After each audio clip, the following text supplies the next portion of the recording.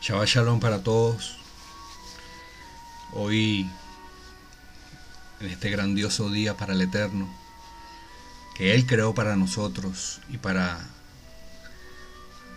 honrarle, estaremos compartiendo la Parashá 38, llamada Corak. Con el permiso de Hashem, nuestro Padre Celestial, el permiso de mi rabino, Jorge Nemer, quiero compartirles hoy esta porción semanal que se encuentra en el Seder de Bamidbar, en el libro de Números, desde su capítulo 16, verso 1, a su capítulo 18, verso 32. El tema de esta parashá, de esta porción semanal, es la rebelión de Corak, cuyo nombre lleva esta parashá, y comienza así diciendo: Corak, hijo de Yizar, nieto de Kehat, bisnieto de Leví, inició una rebelión junto con Datán y Abirán, hijos de Eliab, y On, hijo de Pelet, descendiente de Rubén. Muchas veces nos hemos preguntado cómo se inició y cuál fue el motivo de la rebelión de Corak contra Moshe y Aarón.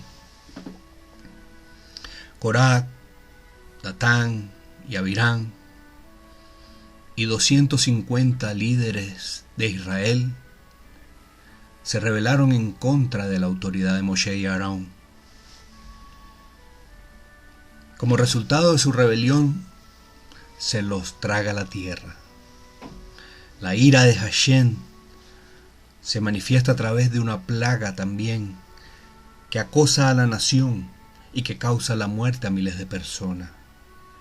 Pero una vez más Moshe intercede en favor del pueblo e instruye a Aarón para que expíe el pecado cometido, tras lo cual la plaga llega a su fin. Luego Hashem le manda a Moshe que en el Mizcán se coloquen varas con los nombres de las distintas tribus. A la mañana, la vara de Leví, que lleva el nombre de Aarón, brota, florece y da almendras. Esto es la confirmación divina de que la tribu de Leví es la seleccionada para el sacerdocio, y también corrobora el rango de Aarón de Cohen Gadol, sumo sacerdote. Recordemos que Corak era bisnieto de Leví, nieto de Kehat y el mayor de los hijos de Yizar. Por consiguiente, su linaje era ilustre. Era de las más importantes familias levitas. Había sido escogido como uno de los portadores del Aarón, del Arca Santa. Era inteligente e instruido. Los levitas no le atribuían valor a las posesiones mundanas.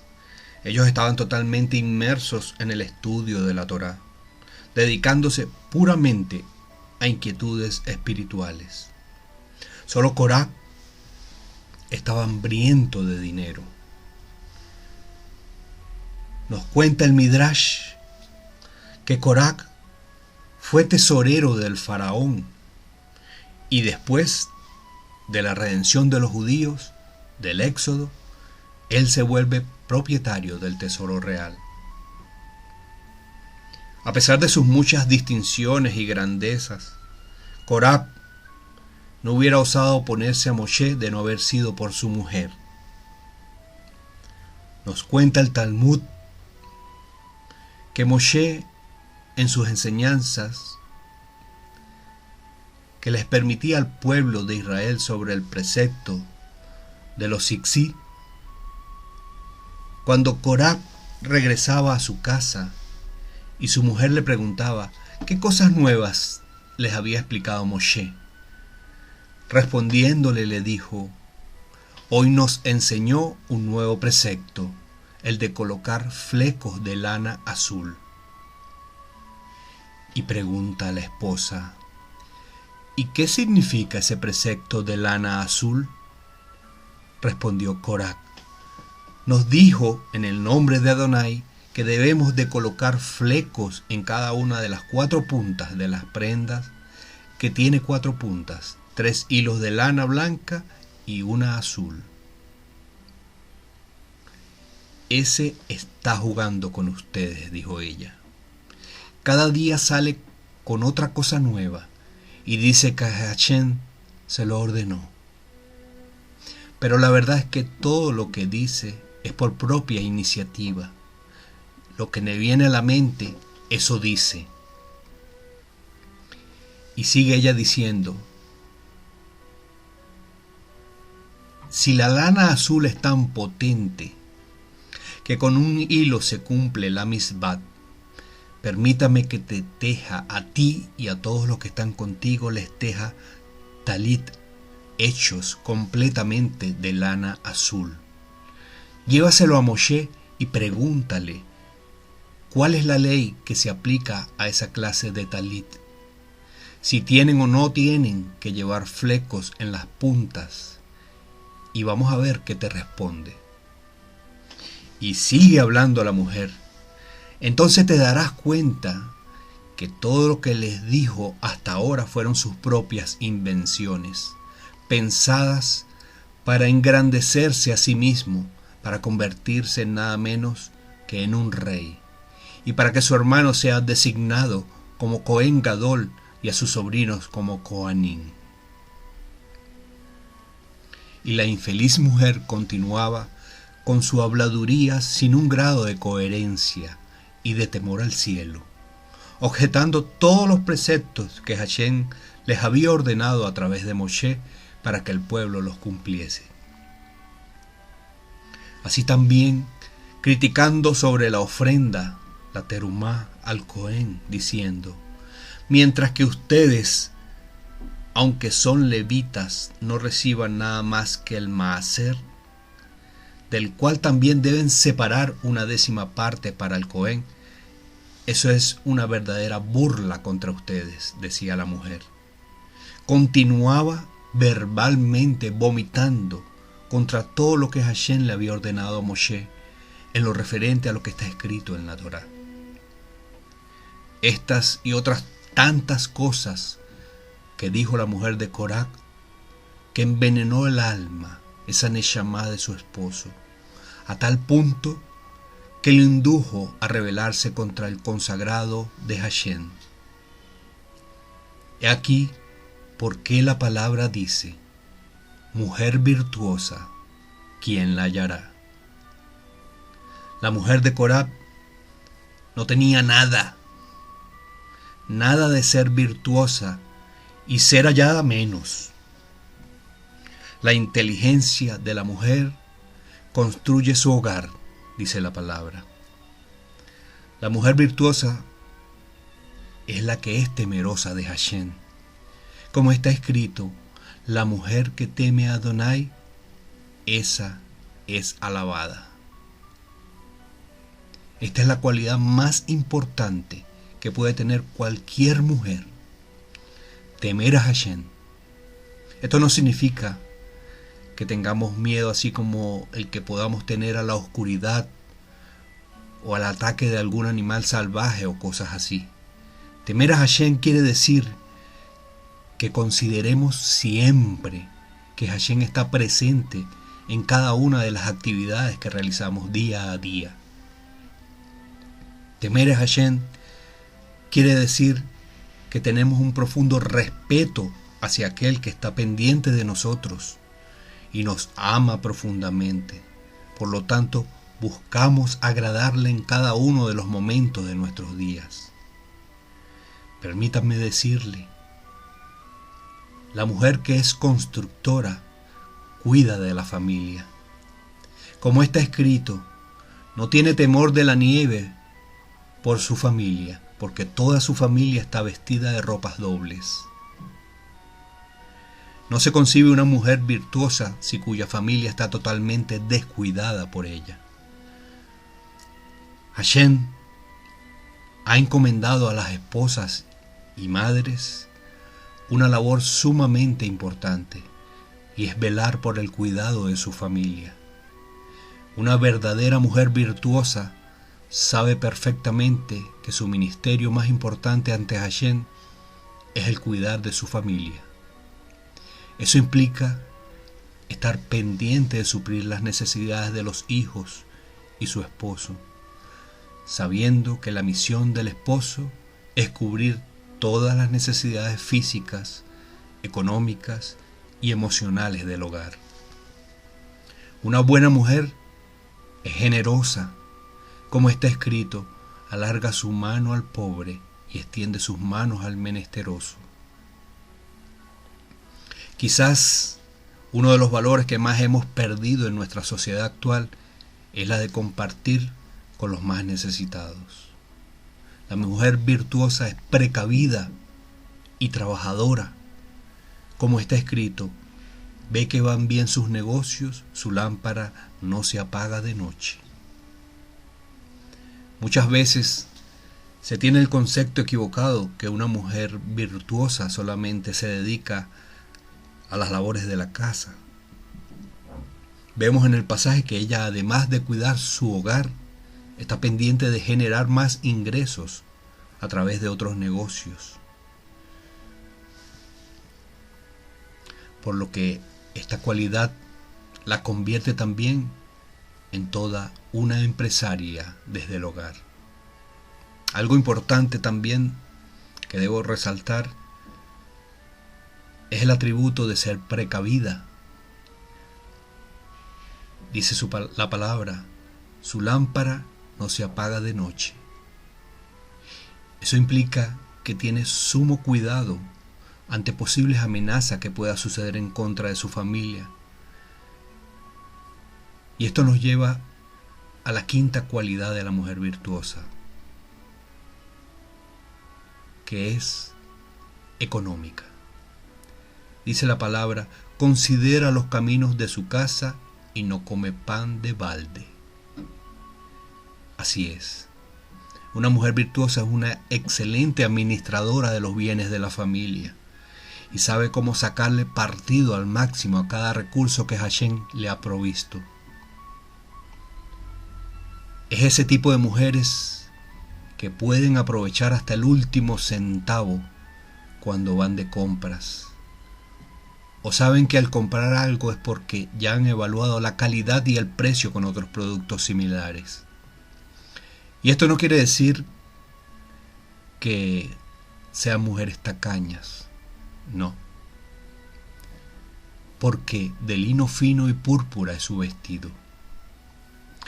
Lo que quiere decir es que son personas que tienen cuidado de las finanzas del hogar y que saben cómo sacarle el mayor provecho a las mismas, pero siempre cuidando de no afanarse, como lo dice la sexta cualidad de una mujer virtuosa, que no se afana. Fuerza y honor son sus vestiduras y se ríe de lo porvenir.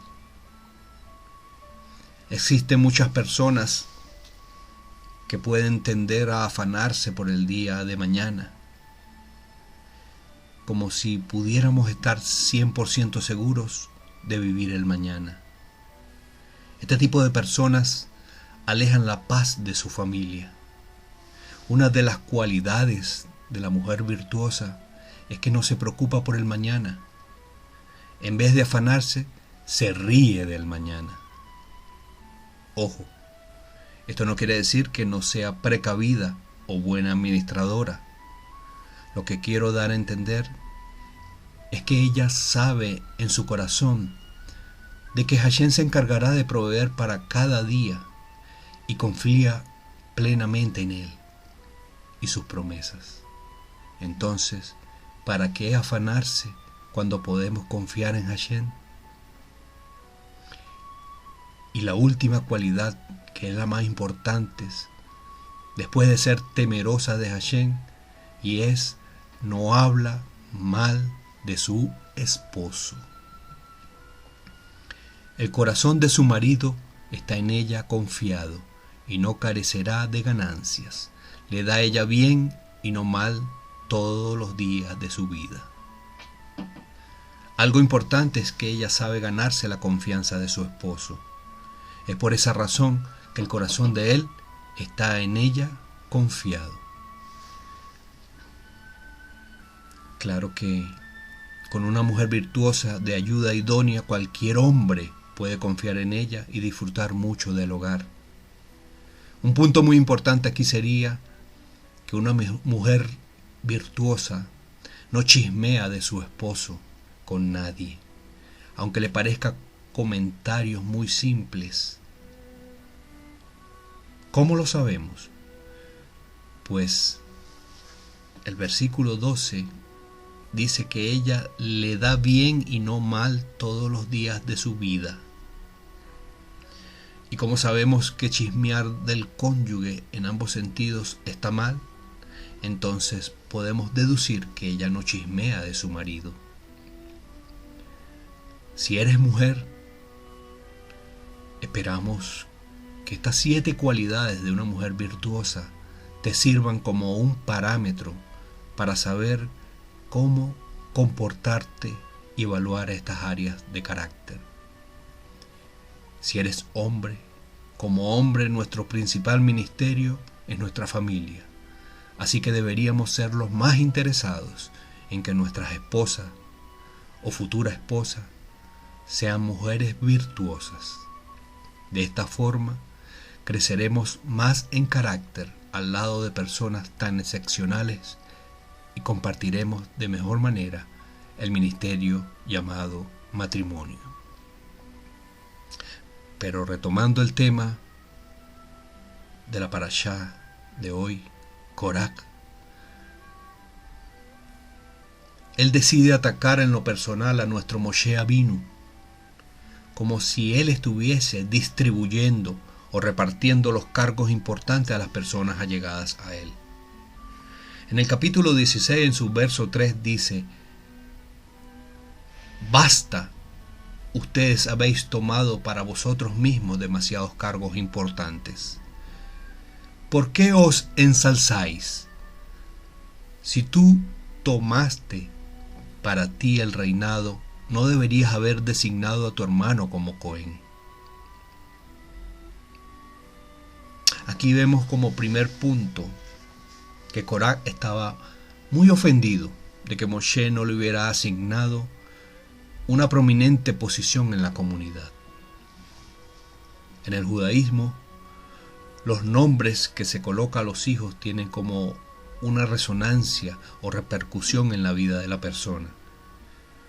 Y así pensaba Korach cuando dijo: mi destino indica que yo he nacido para grandeza, ya que mi abuelo Kehat llamó a mi padre Yishar aceite. Quizás previó que, al igual que el aceite flota siempre hacia la superficie, así también mi padre engendraría hijos superiores, merecedores para posiciones de sacerdocio o realeza. Así pensaba Korach. Podríamos decir que otra de las razones o motivos de la rebelión de Korach fue la envidia de no haber llegado a la posición que él quería. ¿Quién va a ser mejor que yo sino yo? El más grande de los hijos de Yizar y el más calificado para alto oficio. La verdad que Korach tenía cualidades superiores, las cuales pocas personas podían igualar. Su linaje era ilustre. Su antepasado fue Kehat. Su familia era la más importante de las familias levitas. Era un hombre que poseía innumerables fortunas. Por lo tanto, tenía mucho poder. Poseía una gran astucia y renombre. Además, era primo hermano de Moshe y de Aarón. Pero, ¿qué le sucedió a Korach? Corac podría considerarse el hombre más que satisfecho y feliz de la tierra, pero no era feliz, a pesar de que era un hombre bendecido materialmente. Amados hermanos, está escrito: y Hashem tu Señor te bendecirá en todo lo que hagas. Tú solo debes ser un recipiente para tu sustento y procurar con todas tus fuerzas que el recipiente sea lo más puro posible de toda adulteración y residuo de engaño al otro. En Corac no había pureza ni santidad. Lo que existía en él era el deseo de tener más y más. Ya no le bastaban sus riquezas, sino quería el poder sobre el Mizcán. A Corac le faltaba una cosa pequeña, pero muy indispensable, y esa cosa era humildad. ¿Qué es la humildad? Definamos la humildad. La humildad es reconocer con justicia el valor de cada persona, de cada cosa, de cada cualidad. Humildad es esforzarse por convertir en realidad lo potencialmente positivo. Humildad es tener confianza en que lo mejor es unirse a lo bueno. Humildad es tener conciencia de que el fracaso justo no es humillación, ni el éxito es motivo para enorgullecerse y despreciar a los demás.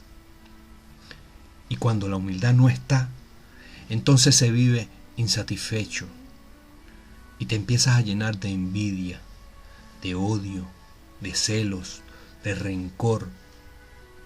Y al darle entrada a esto, ¿qué pasa entonces?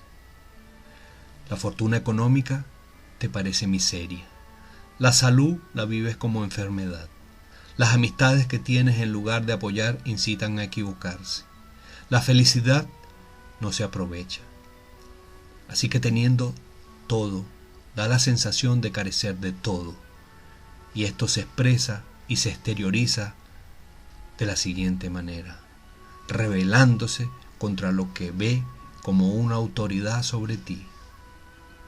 Corac, viendo que un familiar mucho menor en edad que él había sido llamado para cumplir honrosa asignación de ser el jefe del clan de los queatitas, se llenó de envidia, de odios, de celos. El orgullo de Corac estaba sumamente herido, ya que aparentemente Moshe lo había ignorado cuando seleccionó los varios dignatarios. Moshe no había seleccionado a Corac para ninguna función sobresaliente en la comunidad. ¿Cómo es posible que Moshe no me escoja como nací, como príncipe, si estoy en todo el derecho? Soy el primogénito del segundo de los hijos de Kehat. En cambio, elige a mi primo, Elixafán ben Uriel, siendo más joven. En todo esto, lo que vemos es una manifestación de envidia, de celos mezclados con el orgullo. Corac, siendo una persona de prominente linaje, adinerada, con altos estudios, que lo convertía en un hombre con mucho conocimiento, que perdió la sabiduría y la razón porque estaba consumido de deseo por la gloria y la envidia. Según el Talmud, nuestra Torá oral, Corac se dejó llevar tanto por la envidia que llegó a afirmar que Moshe había inventado todas las misbot. ¿Quién fue que ayudó a Corac a pensar y sentir de esa manera? Su esposa. Corac quiso avergonzar a Moshe formulándole toda clase de preguntas cuyas respuestas correctas eran aparentemente absurdas para Corac. Un Midrash dice que una de las preguntas fue: ¿una casa que está llena de libros de Torá necesita tener una mezuzá en la puerta? A primera vista la lógica dice que no haría falta, pues la mezuzá es de hecho un pergamino en el cual está escrito 2 párrafos extraídos de la Torá. Y si una pequeña mezuzá alcanza para cuidar el hogar, con mucha más razón lo hará una biblioteca llena de libros de Torá. Sin embargo, Moshe respondió que a pesar de que la casa esté llena de libros de Torá, la Torá exige que coloquemos una mezuzá en el marco de la puerta. Otra pregunta que formuló fue: la Torá pide que en los extremos de las vestimentas la persona haga zikshiot, donde en cada zikzí uno de los hilos debe ser color azul. Pero si toda la tela es de color azul, ¿se necesita también que haya un hilo azul? Aquí la lógica nuevamente nos indica que la respuesta es que no se necesita. Sin embargo, una vez más la respuesta de Moshe fue que la ley no cambia por eso. Korach utilizó estas dos respuestas de Moshe como argumento para tratar de convencer al pueblo de que todo lo que Moshe decía era producto de su imaginación y que Hashem no le había ordenado nada de lo que él enseñaba. Moshe le da a entender a Korach que no es así. No es así como se dan las cosas.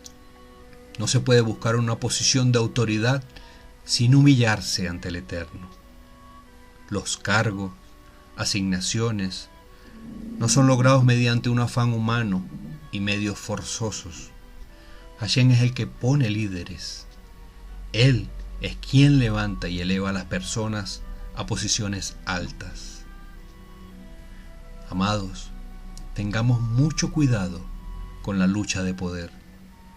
Si no sabemos dónde está la fuente de autoridad, porque estaremos perdidos.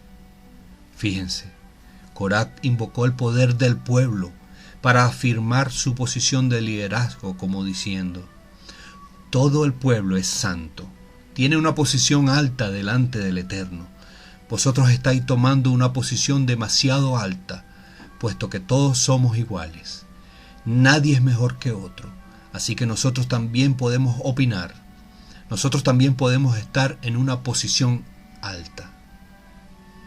Delante de Hashem, ciertamente todos somos iguales, pero como Hashem es un Elohim de orden, así lo manifiesta Él cuando elige a un líder, imponiendo orden. Qué pena que ellos no entendían la esencia de la autoridad. La autoridad no viene del pueblo, sino de Elohim, el juez supremo, la autoridad máxima. No es lo mismo levantarse a sí mismo que ser levantado por Hashem. Moshe no había escogido la posición que tenía por encima del pueblo.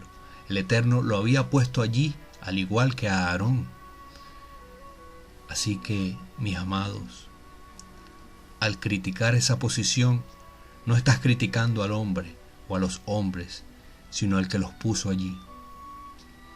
Hay una fuerte tendencia humana de querer vengarnos cuando alguien no comparte las mismas ideas.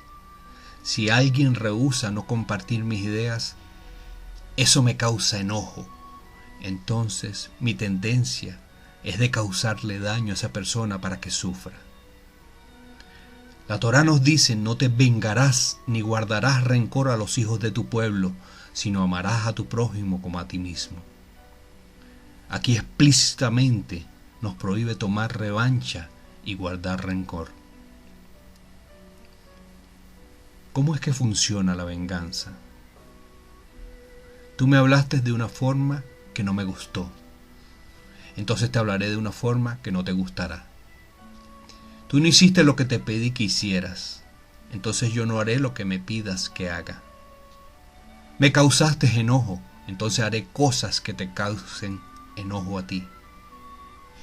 Amados, la Torá nos dice: y se juntaron contra Moshe y Aarón y les dijeron: basta ya de vosotros, porque toda la congregación, todos ellos son santos, y en medio de ellos está Adonai. ¿Por qué pues os levantáis vosotros sobre la congregación de Adonai? Pero ¿cuál fue la reacción de Moshe y de Aarón? Se postraron ante Hashem, que los había puesto en esa posición. En lugar de defenderse ante las acusaciones del pueblo, amados, Moshe y Aarón aplicaron lo que dice la Torá: el que se humilla será enaltecido. Se sometieron bajo la mano poderosa del Eterno y así podían combatir la rebeldía, dejando todo en las manos del Eterno.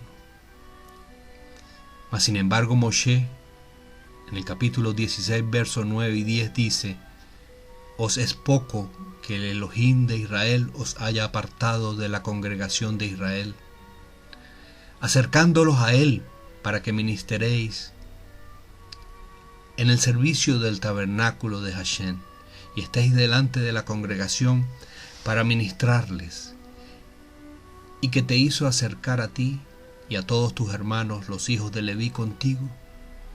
¿Procuráis también el sacerdocio? Moshe les está recordando su posición como levitas y jefes. No era suficiente para ellos servir al Eterno de esa manera. Pretendían algo mayor, y lo peor, con malos deseos. Como ocurre en nuestros días, muchas personas con los mismos sentimientos e intenciones de Coraj empiezan a moverse entre los hermanos como para congraciarse y ganar una posición entre ellos. Coraj sabía que él no tenía esperanza de éxito y por tal motivo empezó a formar un partido contra Moshe. Proclamaba que todo judío debería tener una oportunidad igual que la de Moshe.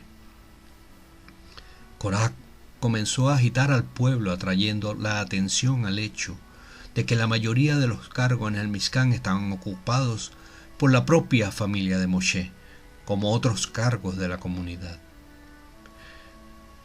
En lo siguiente nos daremos cuenta cómo trabaja el enemigo tan sutilmente. Coraj a sus propios parientes les decía: porque os ha hecho Moshe a vosotros solo Levín y no Coanín. Claro, los designó simplemente como asistentes para su hermano Aarón y a sus hijos.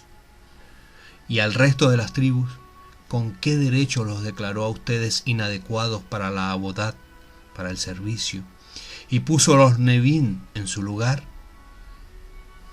Así es como trabaja el enemigo. Si lo permitimos y si no estamos con una relación vertical con el Eterno, con este tipo de conversaciones, Coraj ganó 250 seguidores. Es tan lamentable que esas inclinaciones al mal, al Yesé Hará, haga tanto daño al prójimo y tanto daño a la misma persona como a sus familiares.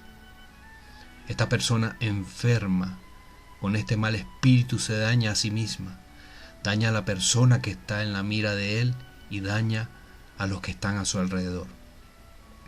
Lo que yo llamo el triple asesinato. Esta persona enferma no se conforma a trabajar sola para ir en contra de su hermano, sino que busca la ayuda de otras para sembrarle su mala inclinación, y al tener éxito hace estragos en el corazón de ellos.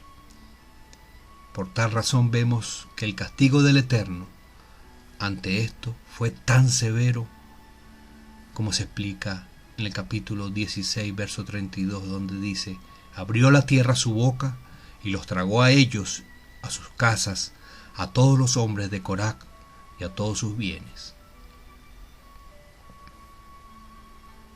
Ahora veamos la rebelión como pecado de idolatría. ¿Qué dice Primera de Samuel en su capítulo 15, en su verso 23? Porque como pecado de adivinación es la rebelión, y como los ídolos e idolatría la obstinación. La rebelión va unida a la idolatría. Cuando una persona se levanta contra la autoridad en rebelión y hace que otros lo sigan, pone en estela de juicio todo lo que el líder dice o hace. El rabino Shaul Pablo se encontró con un problema similar cuando estaba en la congregación de Antioquia y partió con Bernabé hacia Chipre y llegando a la isla de Pafos, hallaron a un falso profeta, y éste se interponía a la proclamación de la palabra, y resistiendo a Pablo y a Bernabé, Pablo le dijo: oh lleno de todo engaño y de toda maldad, hijo del diablo, enemigo de toda justicia, ¿no cesará de trastornar los caminos del Señor? En el día de hoy hay personas que no quieren estar bajo una autoridad. Cada quien quiere hacer a su manera. Al no querer una autoridad impuesta por Hashem, entonces está en contra de Hashem, porque está desobedeciendo una orden de Él, y está en contra de Él, porque ese que Él puso allí es imagen y semejanza de Él y de sus propósitos. La Torá nos dice: y amarás a Hashem tu Elohim de todo tu corazón y de toda tu alma y con todas tus fuerzas. Y también está escrito, como dijo Yeshua: y amarás a tu prójimo como a ti mismo. ¿Qué pasa con las personas que no obedecen esta misbot? Es su orgullo y la soberbia que no les permite reconocer que hay un Dios creador, dador de la vida y todopoderoso, que está por encima de todo. Un corazón estando en rebeldía puede preguntarse: ¿existe Dios? Si existe, ¿por qué tengo que obedecer? Mi vecino, que está más perdido que el hijo de Inver, no le pasa nada. Serán muchas las preguntas sin una respuesta válida para usted, con las cuales tratará de justificarse. Quiero concluir con lo que dice la Torá: y honrarás a tu padre y a tu madre. ¿Cuántos obedecen esta misbat o este mandamiento? Nuestros padres son las primeras autoridades que desde pequeños tenemos que someternos. Y esto es lo que tenemos que aprender en el hogar, que hay una autoridad sobre nosotros. Si no aprendemos cuando pequeños, cuando seamos adultos, va a ser más difícil. La rebelión de Lucifer, llamado así en aquel tiempo, fue la razón por la cual es desechado de la presencia de Hashem. ¿Cómo entonces no aborrecerá el Eterno la rebelión? Hoy, en una iglesia o en una cajal, tiene un líder escondido por el Eterno, que se llame pastor, sacerdote, rabino, moré, en fin. ¿Cuál es la responsabilidad de los que asisten a estos lugares? Aceptar la autoridad que allí ha sido puesta. En Hebreos 13, versos 17 dice: obedeced a vuestros pastores y sujetaos a ellos, porque ellos velan por vuestras almas, como quienes han de dar cuenta, para que lo hagan con alegría y no quejándose, porque esto no es provechoso. Exhortación máxima que nos hace el rabino Shaul a la congregación. Aprendamos a amar a pesar de.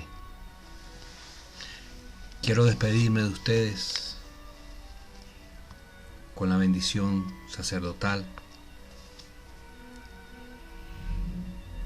Yevarejeja Adonai Beishmereja, Yaer Adonai Panaveleja, Bihuneka, Isa Adonai Panaveleja, Vayase Leja Shalom. Beshamu Shemi al Bene Israel Baani Abarehen. Amén. Que Adonai te bendiga y te guarde.